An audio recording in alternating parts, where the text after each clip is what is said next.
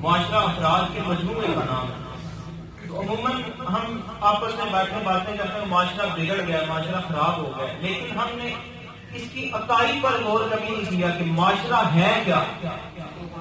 معاشرہ افراد کا مجموعہ ہے، ہمارے ملنے سے معاشرہ بنتا ہے۔ تو معاشرہ نہیں بگڑا، ہم بگڑے ہیں۔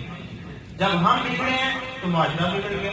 تو اس لیے کبھی بھی جب ہم اسباب پہ غور کریں کہ ہمارے اندر برائیاں کیوں آئی ہیں تو اس کا سبب ہم ہوتے ہیں، ہم خود ہوتے ہیں۔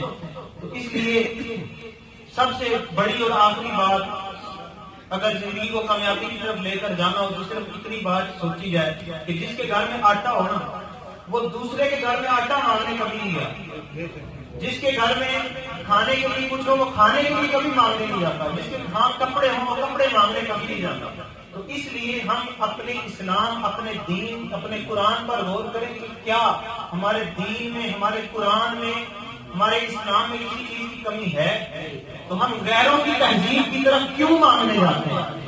ہم کیوں غیروں کے رسم و رواج اپنے اندر لے کے آ رہے ہیں؟ ہم کیوں غیروں کی تہذیب کو اپنا رہے ہیں؟ دوسروں کے رسم و رواج پر عمل کر کے ہم فخر کیوں محسوس کرتے ہیں؟ حالانکہ زمانے میں قرآن اور اسلام جیسی کوئی مثال آج تک لا نہیں سکتا۔